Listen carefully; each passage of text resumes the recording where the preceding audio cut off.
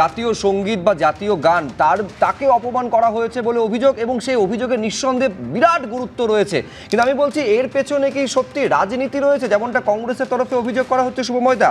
এই ধরুন বাদল অধিবেশন, যে সদ্য সমাপ্ত বাদল অধিবেশন, যে বাদল অধিবেশনে কংগ্রেস সহ বিরোধীরা কার্যত এককাট্টা হয়ে গেছিল, যে জেনজিদের ওপর যেভাবে প্যারেড গানের প্রসঙ্গ কিছুক্ষণ আগে সৌম্যদা তুললেন, যন্তর মন্তরে ছাত্র আন্দোলন, কেন্দ্রীয় স্বরাষ্ট্রমন্ত্রী কেন আসছেন না, কেন তিনি জবাবদিহি করবেন না ইত্যাদি বিষয়ে কার্যত একটা কোণঠাসা করার চেষ্টা করা হয়েছিল।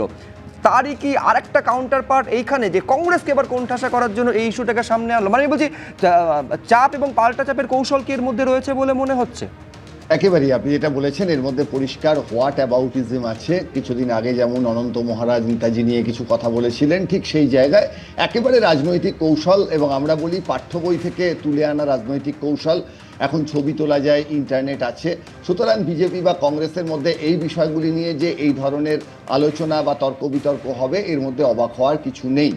অবাক হওয়ার বিষয়টা সেখানেই থাকবে যখন সাধারণ মানুষ মনে করবেন যে এই যে বন্দে মাতরমের যা মূল্য বা নেতাজির যা মূল্য, সেগুলো বিজেপি বা কংগ্রেস বা সিপিএম বা তৃণমূলের মতো রাজনৈতিক দল দ্বারা নির্ধারিত হবে। অর্থাৎ ভারতবর্ষের যে দীর্ঘ স্বাধীনতার ইতিহাস, দীর্ঘ সংসদীয় গণতন্ত্রের ইতিহাস, এগুলিকে যে প্রত্যেকটি রাজনৈতিক নেতা সঠিকভাবে বুঝতে পারবেন এমন তো নয়।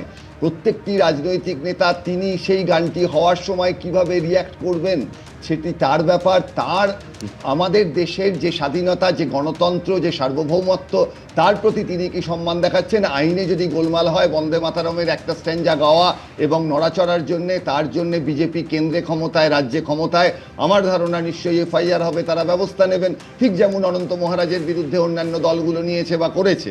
কিন্তু ভারতবর্ষের যে দীর্ঘ ইতিহাস, সেই ইতিহাস, তার যে একটা চরম উৎকর্ষ, আমাদের যে পৃথিবীর বৃহত্তম সংসদীয় গণতন্ত্র, সেটা ধরে রাখার জন্য বিজেপি, কংগ্রেস, তৃণমূল, সিপিএম এর দরকার নেই।